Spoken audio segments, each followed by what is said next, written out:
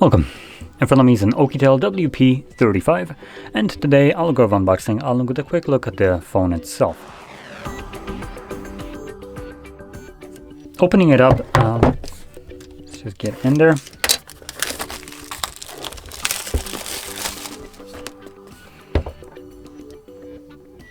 We have two stickers that look like they've already been, oh wait. I mean, this one I think I cut by mistake, but this is kind of thing like someone already tried to open it up, whatever. Anyway,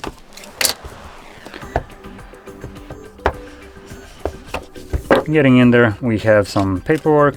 Don't care. Hello, can you like come out? There we go. Oh boy, that's a chunkers. So we get the phone itself. Bit of plastic right here, foam. Then we get more paperwork, a cable, type C to type C, and a charger, which is 18 watts, better than nothing. So that's good that we actually get a relatively okay charger in the box. Now, just drop that back in here and move over to the device. Yeah, while it's booting up, let's peel this off.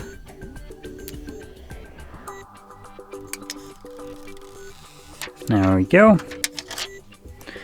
Now let's start off with the display right here. This is a 6.6-inch display with a resolution of 1080 by 2408 pixels, so basically a 1080p resolution. It's an LCD IPS display, 415 nits brightness, 75% screen to body ratio, and a pixel density of 400. And we do have pretty chunky bezels, top and bottom and sides. So yeah, this device doesn't really fit up to the like modern standards, but I guess it is trying to be rugged. And on top of that, it also comes with a case. Now, let's take off this silicone case and see how the device looks like without it.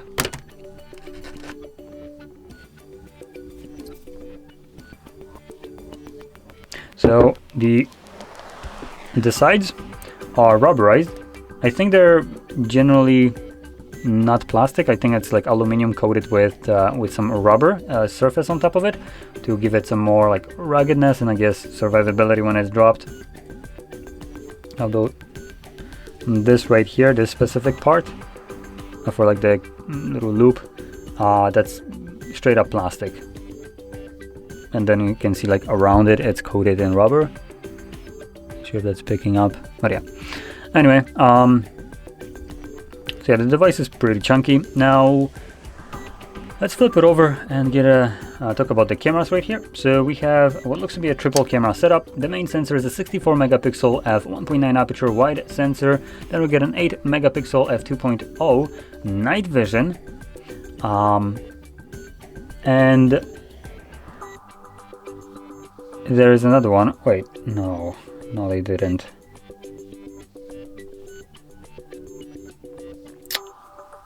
So this is a dual camera setup actually. I think this right here is just a dud. It's just there to screw with you, make you think that there is more cameras here. Why these pencil pushers, these stupid suits do this is beyond me. Like, I don't look at this and think, oh boy, it's better because it has 3 cameras. No, I think about it, oh boy, it must have shit cameras. And oh boy, am I wrong because these are now even fake.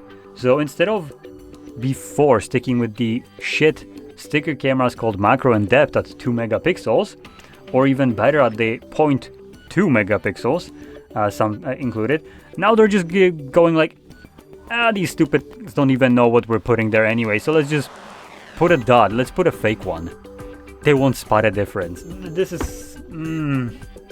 OUKITEL, why do you have to be such a piece of shit? Okay, anyway, let's continue on. So, yeah, we have 2 cameras. One of them is night vision, which makes this right here be an infrared light. Now, what that means is basically just an LED that is invisible to the human eye, and it's being picked up by the camera, so the phone can then just illuminate something in pitch darkness without you actually seeing it, and then you kind of see it on the on the camera. It's good for taking photos of areas where it's like dark, where flash wouldn't really do too well, but then if an infrared can illuminate it, so can the LED, so this kind of defeats the purpose, I would say, because you can just enable flash instead. I guess the only benefit is if the area needs to be dark, then sure, but this is such a rare case scenario that it's just weird. Now on the front we have a 32 megapixel f2.2 aperture wide sensor. Now with the back cameras you can record at 1440p 30 frames and also 1080p 30, and at the front one 1080p 30. Okay, so those are the cameras. Now moving on into the internals, we have a whopping 11,000 mAh battery. So this is basically a power bank in itself, which is kind of hilarious considering this tablet from them. Just kind of compare this to the size. Oh, it does have a case, but you probably can see the difference. This tablet itself has a 8,000 mAh battery, so it's kind of hilarious that this smaller, much smaller phone has a 11,000. But anyway, just kind of wanted to point that out because I did unbox this little thing just a second ago. So yeah, pretty decent battery size, and additionally you do actually get a decent charging speed at 18 watts. It's not great, but it's also not like bad either. 18 watts is what I would say like an entry. I'm not complaining that it does this, but I also don't really want to praise it because it's still relatively slow. And just to kind of give you a comparison, my 5-year-old Huawei Mate 20 Pro charges at 33 watts, and it actually came with that kind of charger in the box, because that's the time where phones still came with the charger in the box.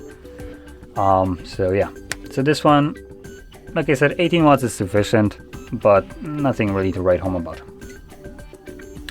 Now, continuing on with the internals, we have 8 GB of RAM in here, so that's pretty good, and 256 GB of storage, and again, that's good. Also, there's no expandable storage. If you need more, I guess too bad, but still, the device comes with 256 out of the box, so chances are you might not need much more than that. And additionally, it's being powered by a Dimensity 6100 Plus processor. So this is basically like a Snapdragon 6 Gen 1, I think, if I have to compare it to something. Again, an okay processor. It's nothing like super powerful, but it will get you through everything that you need to do, and it will do it relatively quickly. So it's pretty good.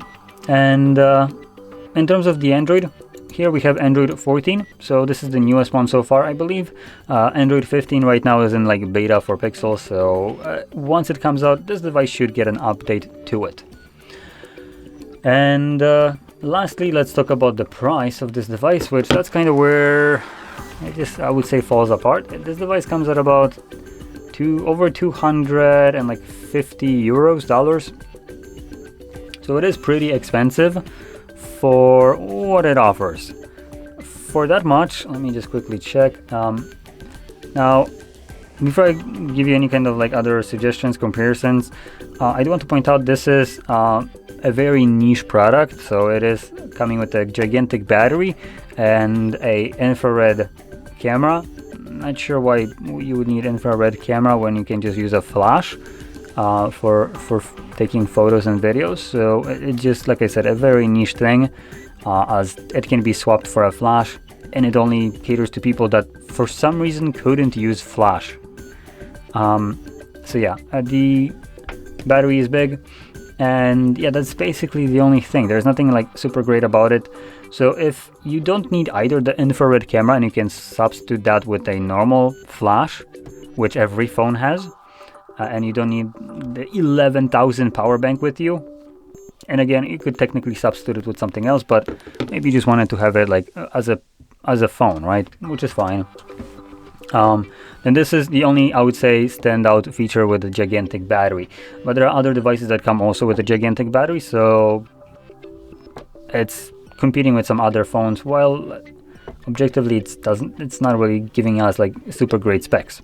Now, that being said, if you need a phone that doesn't need a huge battery and infrared camera, then you can substitute it for any other like normal device and just put a super thick rugged case. Though keep in mind, this one actually comes with a case, which is interesting for a rugged device. But yeah, you can buy like a rugged case, pop it on a normal phone, and it voila becomes rugged, while costing about the same price and giving you much better performance from a device, much better cameras, much better storage, RAMs, just generally everything, charging speed and all that stuff. And one of the phones that kind of stands out nowadays as a very good performance for the money, and also kind of adds to the ruggedness a little bit, would be the new Nothing phone, the what is it, NFC, or no, not NFC. Let me quickly check.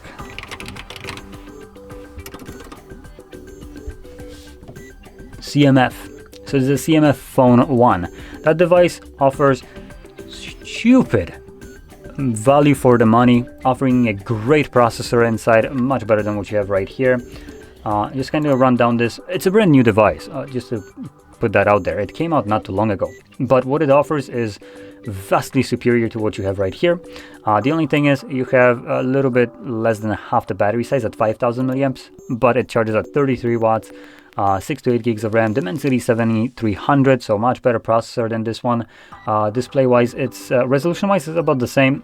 Screen size 6.67 inches, so it's actually bigger than this one, but not by much.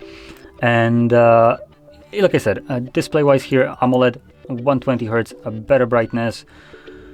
Camera wise, again, 50 megapixel, though it will be better than what you have right here. And like I said, if you don't need the infrared for some reason, the night vision camera, then I would highly recommend looking for the CMF phone, as it's made in a way that in terms of durability it's going to be better, as the back can be replaced easily. It has just screws that you can pop off and just put any kind of other back.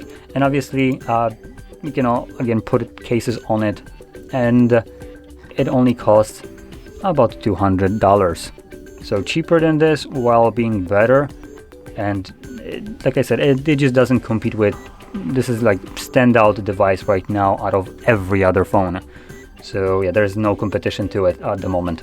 And for how much it offers, it's just going to be always a better choice to get a faster and more powerful device, and just put that extra money to put a case on it that is like rugged, if you're really looking for that rugged feel, and be just, you know, cruising with such a device. And if the case gets damaged, obviously you can replace that.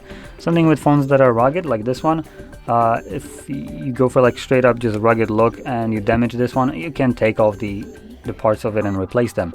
Something that CMF actually does well, with it being replaceable now, where you can just literally easily take off the back, buy a new one from them for cheap, and just pop it on.